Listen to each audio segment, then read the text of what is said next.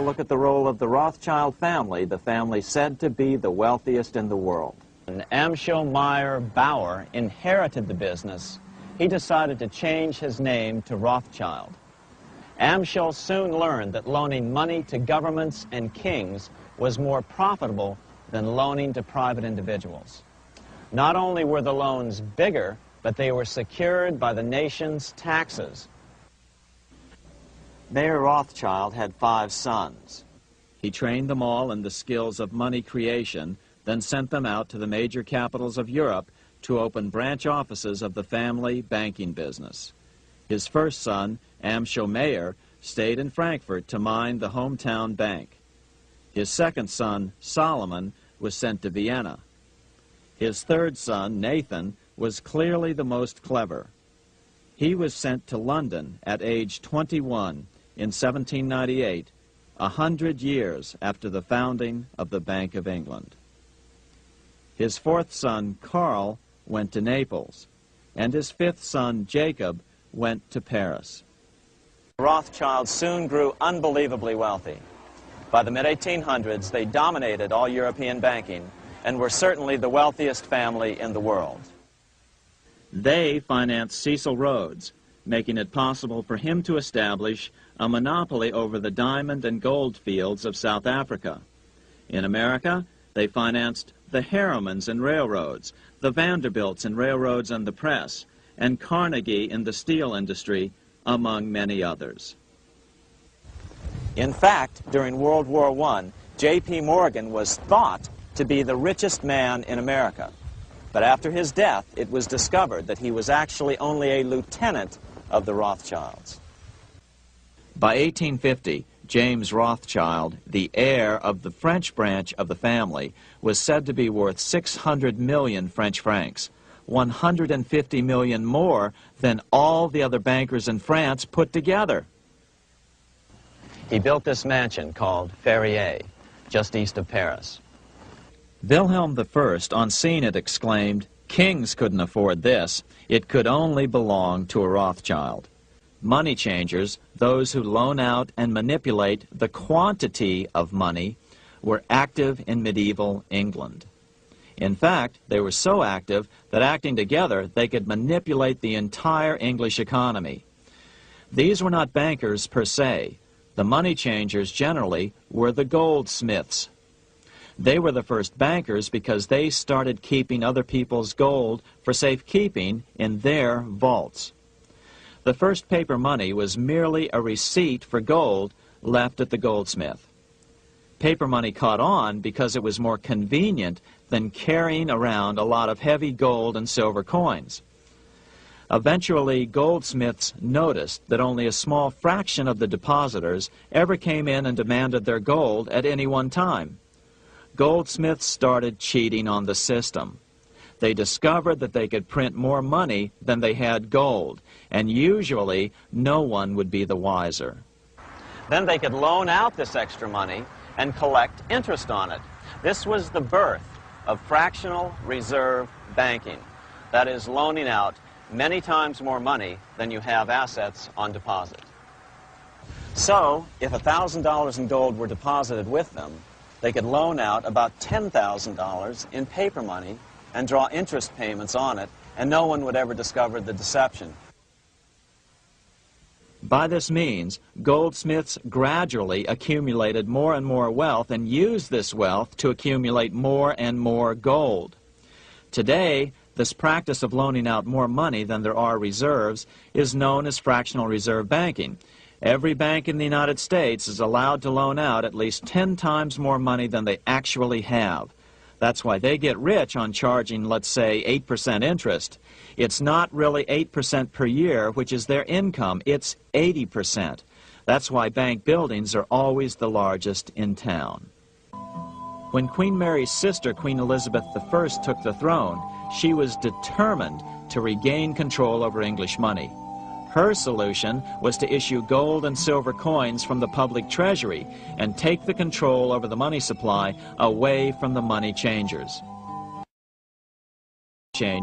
Oliver Cromwell finally overthrew King Charles, purged the Parliament, and put the king to death.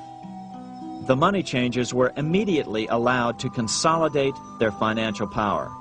The result was that for the next 50 years, the money changers plunged Great Britain into a series of costly wars. They took over a square mile of property in the center of London, known as the City of London. This area today is still known as one of the 3 predominant financial centers of the world. By the end of the 1600s, England was in financial ruin. 50 years of more or less continuous wars with France and Holland had exhausted her. Frantic government officials met with the money changers to beg for the loans necessary to pursue their political purposes. The price was high: a government-sanctioned, privately owned bank which could issue money created out of nothing. It was to be the modern world's first privately owned central bank, the Bank of England. Although it was deceptively called the Bank of England to make the general population think it was part of the government, it was not. Like any other private corporation, the Bank of England sold shares to get started. The investors, whose names were never revealed, were supposed to put up £1.25 million British pounds in gold coin to buy their shares in the bank. The bank was duly chartered in 1694 and started out in the business of loaning out several times the money it supposedly had in reserves, all at interest. In exchange, the new bank would loan British politicians as much of the new currency as they wanted, as long as they secured the debt by direct taxation of the British people. So, legalization of the Bank of England amounted to nothing less than legal counterfeiting of a national currency for private gain. Unfortunately, nearly every nation now has a privately controlled central bank using the Bank of England as the basic model. Such is the power of these central banks that they soon take total control over a nation's economy. It soon amounts to nothing but a plutocracy ruled by the rich. The central bank scam is really a hidden tax. The nation sells bonds to the central bank to pay for things it does not have the political will to raise taxes to pay for. But the bonds are purchased with money the central bank creates out of nothing. More money in circulation makes your money worth less. The government gets as much money as it needs, and the people pay for it in inflation. The beauty of the plan is that not one person in 1,000 can figure it out because it's usually hidden behind complex-sounding economics gibberish. In 1790, less than 3 years after the Constitution had been signed, the money changers struck again. The newly appointed first Secretary of the Treasury, Alexander Hamilton, proposed a bill to the Congress calling for a new, privately owned central bank. Coincidentally, that was the very year that Amschel Rothschild made his pronouncement from his flagship bank in Frankfurt. Let me issue and control a nation's money, and I care not who writes the laws. After a year of intense debate, in 1791, Congress passed the bill and gave it a 20-year charter. The new bank was to be called the First Bank of the United States, or BUS. The bank was given a monopoly on printing U.S. currency, even though 80% of its stock would be held by private investors. The other 20% would be purchased by the U.S. government. Like the Bank of England, the name of the Bank of the United States was deliberately chosen to hide the fact that it was privately controlled. And like the Bank of England, the names of the investors in the bank were never revealed. Many years later, it was a common saying that the Rothschilds were the power behind the old Bank of the United States.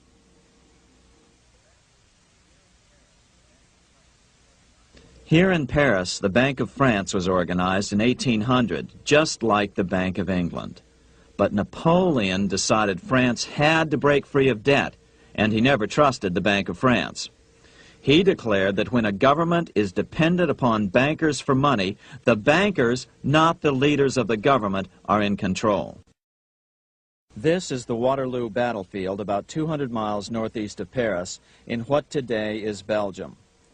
Here Napoleon suffered his final defeat, but not before thousands of French and Englishmen gave their lives on a steamy summer day in July of 1815. The outcome was certainly in doubt. In fact, had Napoleon attacked a few hours earlier, he would probably have won the battle. But no matter who won or lost, back in London, Nathan Rothschild planned to use the opportunity to try to seize control over the British stock and bond market and possibly even the Bank of England. Rothschild stationed a trusted agent, a man named Rothworth, on the north side of the battlefield, closer to the English Channel. Once the battle had been decided, Rothworth took off for the Channel. He delivered the news to Nathan Rothschild a full 24 hours before Wellington's own courier. Rothschild hurried to the stock market and took up his usual position in front of an ancient pillar. All eyes were on him. The Rothschilds had a legendary communications network. If Wellington had been defeated and Napoleon was loose on the continent again, Britain's financial situation would become grave indeed. Rothschild looked saddened. He stood there motionless, eyes downcast. Then suddenly he began selling. Other nervous investors saw that Rothschild was selling. It could only mean one thing: Napoleon must have won, Wellington must have lost. The market plummeted. Soon everyone was selling their consols, their British government bonds, and prices dropped sharply.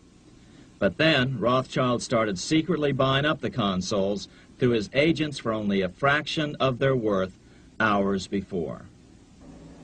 Myths, legends, you say?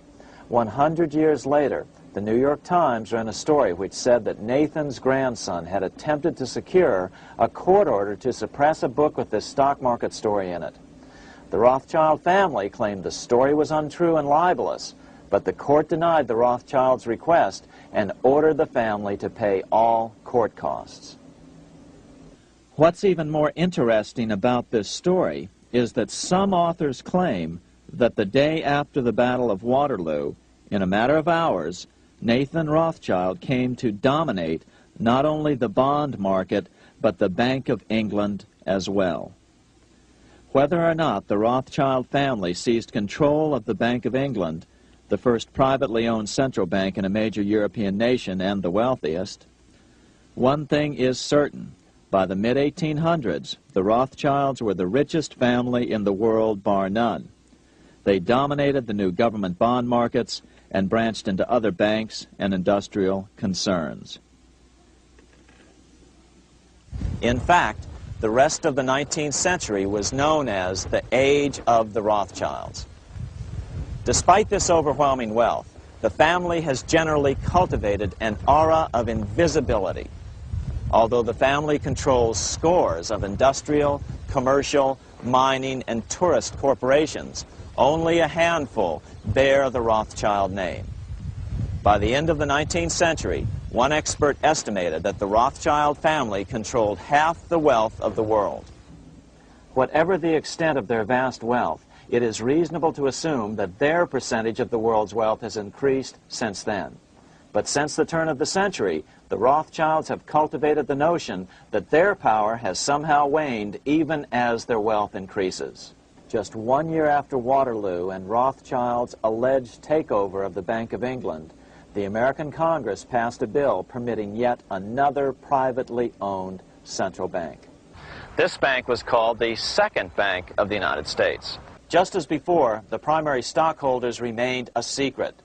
But it is known that the largest block of shares, about 1/3 of the total, were sold to foreigners. As one observer put it, it is certainly no exaggeration to say that the Second Bank of the United States was rooted as deeply in Britain as it was in America. So, by 1816, some authors claim the Rothschilds had taken control over the Bank of England and backed a new, privately owned central bank in America as well. During the early 1900s, men like J.P. Morgan led the charge. One final panic would be necessary to focus the nation's attention on the supposed need for a central bank. The rationale was that only a central bank can prevent bank failures. Morgan was clearly the most powerful banker in America. and a suspected agent for the Rothschilds. Morgan had helped finance John D. Rockefeller's Standard Oil empire. He had also helped finance the monopolies of Edward Harriman in railroads, of Andrew Carnegie in steel, and of others in numerous industries. But on top of that, J.P. Morgan's father, Junius Morgan, had been America's financial agent to the British. After his father's death, J.P. Morgan took on a British partner, Edward Grenfell, a longtime director of the Bank of England. By 1907, the year after Teddy Roosevelt's re-election, Morgan decided it was time to try for a central bank again. Using their combined financial muscle, Morgan and his friends were secretly able to crash the stock market. Thousands of small banks were vastly overextended. Some had reserves of less than 1% thanks to the fractional reserve principle. Within days, bank runs were commonplace across the nation. Now Morgan stepped into the public arena and offered to prop up the faltering American economy by supporting failing banks with money he manufactured out of nothing. It was an outrageous proposal, far worse than even fractional reserve banking, but Congress let him do it. His plan worked. Soon, the public regained confidence in money in general and quit hoarding their currency. But as a result, banking power was further consolidated into the hands of a few large banks. By 1908, the panic was over, and Morgan was hailed as a hero by the president of Princeton University, a man by the name of Woodrow Wilson. The money changers had been able to create a series of booms and busts. The purpose was not only to fleece the American public of their property, but to later claim that the banking system was basically so unstable that it had to be consolidated into a central bank once again.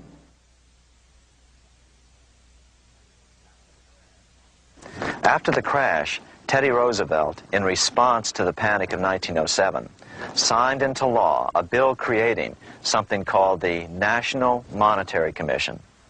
Of course, the commission was packed with Morgan's friends and cronies. The chairman was a man named Senator Nelson Aldrich from Rhode Island. Aldrich represented the Newport, Rhode Island homes of America's richest banking families. His daughter married John D. Rockefeller, Jr., and together they had 5 sons: John, Nelson, who would become vice president in 1974, Lawrence, Winthrop, and David, the head of the Council on Foreign Relations and former chairman of Chase Manhattan Bank. As soon as the National Monetary Commission was set up, Senator Aldrich immediately embarked on a 2-year tour of Europe, where he consulted at length with the private central bankers in England, France, and Germany. The total cost of his trip alone to the taxpayers was $300,000, an astronomical sum in those days. Shortly after his return, on the evening of November 22, 1910, some of the wealthiest and most powerful men in America boarded Senator Aldrich's private rail car and in the strictest secrecy journeyed to this place, Jekyll Island, off the coast of Georgia. With the group came Paul Warburg. Warburg had been given a $500,000 per year salary to lobby for the passage of a privately owned central bank in America by the investment firm Kuhn, Loeb and Company. Warburg's partner in this firm was a man named Jacob Schiff, the grandson of the man who shared the Greenshield house with the Rothschild family in Frankfurt. Schiff, as we'll find out later, was in the process of spending $20 million to finance the overthrow of the Tsar in Russia. These 3 European banking families, the Rothschilds, the Warburgs, and the Schiffs, were interconnected by marriage down through the years, just as their American banking counterparts, the Morgans, Rockefellers, and Aldriches were. Secrecy was so tight that all 7 primary participants were cautioned to use only first names to prevent servants from learning their identities. Years later, one participant, Frank Vanderlip, president of National City Bank of New York and a representative of the Rockefeller family, confirmed the Jekyll Island trip in a February 9, 1935 edition of the Saturday Evening Post. The participants came here to figure out how to solve their major problem, how to bring back a privately owned central bank. All the participants knew that these problems could be hammered out into a workable solution. But perhaps their biggest problem was a public relations problem, the name of the new bank. That discussion took place right here in this room, one of the many conference rooms in this sprawling hotel, today known as the Jekyll Island Club Hotel. Aldrich believed that the word bank should not even appear in the name. Warburg wanted to call the legislation the National Reserve Bill or the Federal Reserve Bill.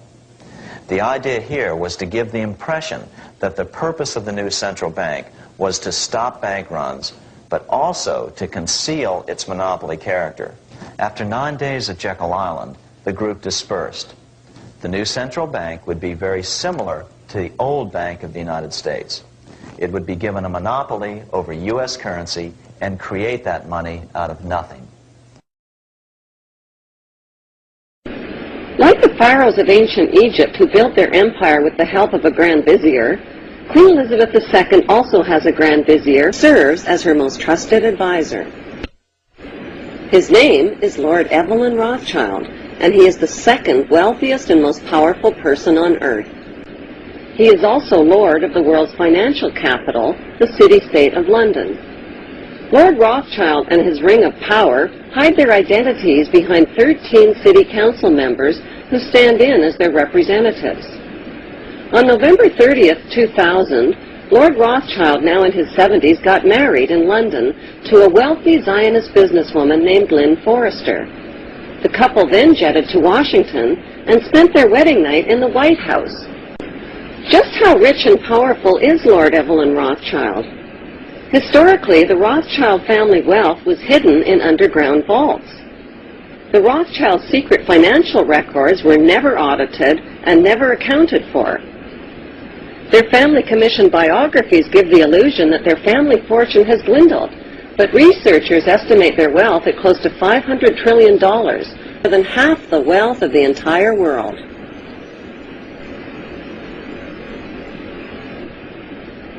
Besides their many castles, palace mansions, wineries, racehorses, and exotic resorts, the Rothschilds bought Reuters in the 1800s. Reuters then bought the Associated Press, which selects and delivers the same news stories to the entire world, day after day. They have controlling interest in 3 major television networks and easily avoid media attention since they own it. Until recently, they owned and operated England's Royal Mint and continue to be the gold agent for the Bank of England, which they also direct. They control the LBMA, London Bullion Market Association, where 30 to 42 million ounces of gold worth over $11 billion are traded daily. The Rothschilds earn millions weekly just on transaction fees alone. They also fix the world price of gold on a daily basis and profit from its ups and downs. Over the centuries, the Rothschilds have amassed trillions of dollars worth of gold bullion in their subterranean vaults and have cornered the world's gold supply. They own controlling interest in the world's largest oil company, Royal Dutch Shell. They operate phony charities and offshore banking services where the wealth of the black nobility and the Vatican is hidden in secret accounts at Rothschild Swiss banks, trusts, and holding companies. How did Evelyn Rothschild become the filthy rich Grand Vizier to Queen Elizabeth II and godfather of the black nobility? By birth, Evelyn Rothschild is the great-great-great-grandson of Mayer Rothschild and is passing the godfathership down to David de Rothschild. Although Evelyn Rothschild looks like a harmless gray-haired old man, make no mistake about it, Rothschild and his ancestors have handpicked presidents, crashed stock markets, bankrupted nations, orchestrated wars, and sponsored the mass murder and impoverishment of millions. The wealth hoarded by this one family alone could feed, clothe, and shelter every human being on earth.